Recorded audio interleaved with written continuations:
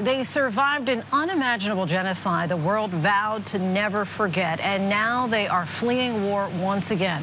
Holocaust survivors getting whisked away to safety. Now their children, grandchildren, great-grandchildren are suffering the horrors of war just as they did in their youth. ABC's Matt Gutman shows us the extraordinary multinational rescue missions now underway to get them to safety.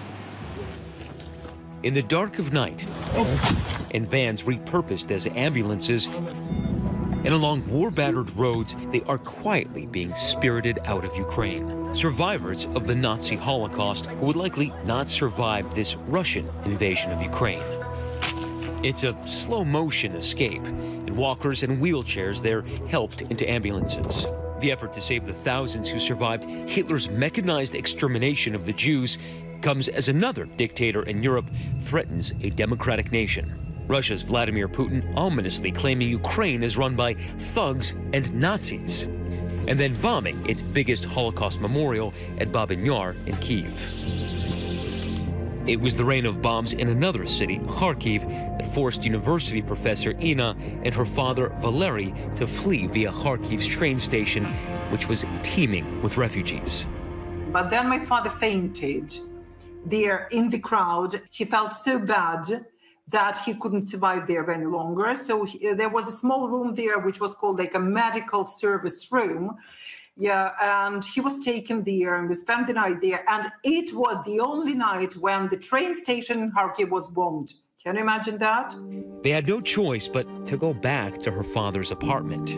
He survived the Holocaust, but she was sure he wouldn't survive the destruction of Ukraine's second largest city. The historical center of Kharkiv.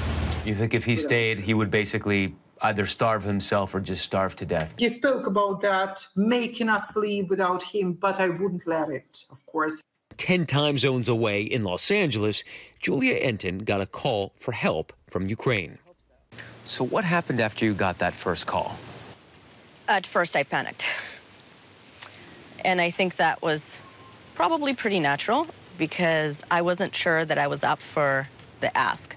Julia grew up in Moscow during the reign of the Soviet Union. It helped her create rapport with Holocaust survivors in Ukraine. I'm often on the phone with people that have requested help. I feel the direct connection with the place and time because I hear what they're literally experiencing in that moment in that phone call. Right, you're not just organizing buses and taxis and the logistics part. You're talking to the people who need the help. Right, it's a rapport. It's a key. You gotta establish a relationship with a person who's going through severe trauma. But for survivors like Valery, leaving their homes means severing a link. He didn't want to leave his home, of course. He cried and kissed the front door. It's unbearable. I would say that it's unbearable. And you can see me crying now because, well, I can't stop. I can't help doing that.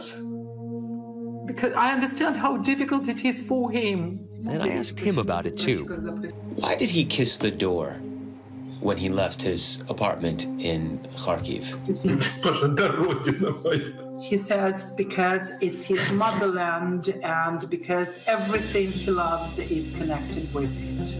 He has lived there for 80 years and, well, it's very, very difficult to break this link.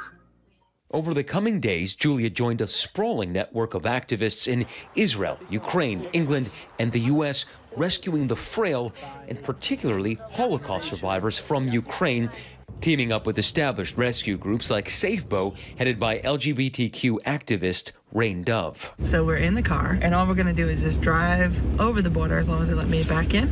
Ina, Valery, and Ina's daughter were brought out by local rescuers on the ground that Safebo had hired to help. Accessibility to technology is changing the way that we can rescue people. So we have people like Julia who doesn't even have to leave their bedroom and yet can personally guide a Holocaust survivor across the country and get resources for them every step of the way. Along the way, those rescuers sending proof-of-life videos to Safebo showing they were en route to what they hoped would be safety. For the Ukrainians, that safety meant a city where they could even just turn on the lights at night. And just as grandfather Valery suffered years of trauma, Now his 8-year-old granddaughter, also fleeing war, scarred by what she saw. There was a loud bang in the city center. She fell down on the ground. She started crying. She started asking to cover her with something because she was absolutely sure that it was bombing. In the street of Warsaw, with people just leisurely strolling around looking at the sights. She was absolutely sure that bombs were falling down because she was so used to hearing all that while she was at home that every sound was associated with bombing for her at that time. But every day they get better. Ina's daughter learning how to play again, and Ina just learning how to live life in a foreign country. I think the reason why we owe it specifically to Holocaust survivors is because these people managed to live through the first round of the unthinkable. That's why I think we owe it to them. There are inherent wisdom. They are the history that should dictate the future in terms of not repeating it again. They're the moral compass. Here we are, happily, safely. Although there were some, I would say, adventures on the way. I'm so grateful to everyone who took part in this, well, in this rescue, so to say. Just maybe that far-flung network of rescuers has a message embedded in what it does. I would say that this is the LGBTQ community and others helping to rescue anyone who wants or needs it. It's a really, really beautiful movement, and it's a really beautiful thing to see different vulnerable, marginalized people from around the world rescuing anyone who asks for help, because it's usually the other way around. So much heartbreak and, conversely, outreach. Our thanks to Matt Gutman for that. And now I'd like to bring in Phil Lipoff, who is keeping the chair warm for us back in New York. Phil, you had the opportunity to spend 3 weeks here in Poland yourself and spent a day at a concentration camp not far from the border with Ukraine. Give us a significance, the significance of your trip, when you went, and your observations. Lindsay, we were there when the Russians invaded Ukraine, and you'll remember a few days after they bombed a TV tower, and right next to it was a Holocaust memorial. And that was felt all across Eastern Europe because there were reminders everywhere of World War II and the Holocaust. Immediately, Vladimir Putin said he was going to denazify Ukraine. The Jewish president of Ukraine continues to say, never again. Where you are, Lindsay, in Warsaw, there's part of the wall that is still left from the bombing campaign in World War II there in Warsaw. And there are concentration camps over the border there in Poland as well. We were in Lublin, Poland, where they used to call it the Jerusalem of Poland because a third of its population, 40,000 Jews lived there. They were mostly murdered during the Holocaust. You're looking at pictures of Majdanek concentration camp, which is about 15 minutes from Lublin, just about 2 hours from where you are, Lindsay. And it was horrifying to see this. First time I've been to a concentration camp. We saw, you know, everything's there. The barbed wire. We saw the gas chambers. We were taken on a tour by that man, Lucas, who took us to the crematorium. We saw the ovens. We saw ditches where we were told the Nazis shot and killed 18,000 Jews in a 24-hour period because they knew the war was coming to an end. So we went there the day after that Holocaust memorial was bombed, Lindsay, and it was, as I said, horrible to see, but also horrific in the context of what was going on around us at the time. I can imagine. And while you were there, you also found a Ukrainian family touring the camp. Why were they there? We only bumped into one group of people while we were there, and we began to talk to them and realized, here they are. This is a Ukrainian refugee family. They were staying in the Lublin area. They said they had time and they wanted to explore the camp. And the woman you're seeing there, we asked her if she thought anything like this, the camp she was in, the Holocaust that the region lived through, could ever happen again. Do you think that something like this, like a concentration camp, a Holocaust, could ever happen again? Надіюсь, що ні, но поки живе Путін, може бути різне. I would say, I hope very much it will not happen, it will not happen ever again.